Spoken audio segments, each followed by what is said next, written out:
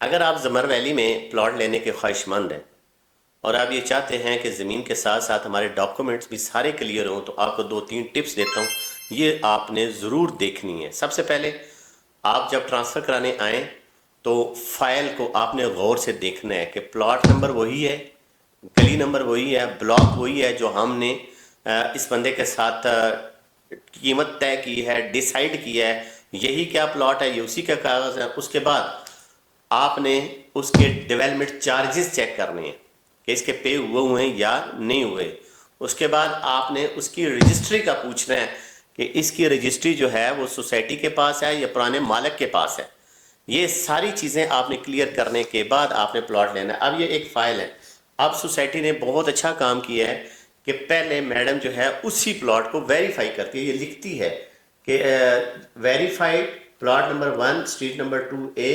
अब यहाँ पे लिखा हुआ है कि इसके जो रजिस्ट्री है वो डन है, यानी कि इसकी रजिस्ट्री मालिक के पास है, और उसके बाद डेवलपमेंट चार्जेस इसके पे हुए हैं।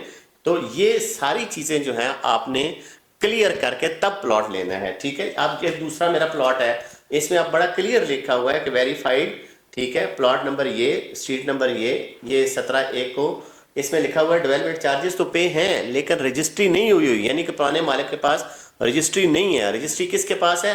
हेड ऑफिस के पास है। आपने ये चीज़ें क्लियर करने के बाद तब प्लॉट अपने नाम पे ट्रांसफर कराना है, क्योंकि जो हमारा थोड़ा सा ये पीछे हुआ है कि हमने एक प्लॉट का सौदा किया, मालिक को यही पता था कि मेरी रजिस्ट्री जो है वो नहीं हुई, ठीक है।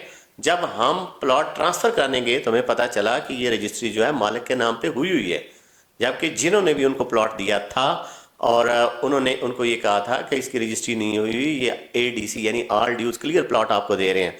बाद में उनके डेवलपमेंट चार्जेस भी क्लियर नहीं थे, उनके एक सिक्योरिटी चार्जेस होते हैं वो भी क्लियर नहीं थे। और रजिस्ट्री का हमने पुराने बंदे से रब्ता किया तो उसने कहा भाई मैंने जब प्लॉट बेचा है तो मैंने अटॉर्नी किसी और पर्सन को दी थी, यानी वो 3 हिस्सों में चला गया।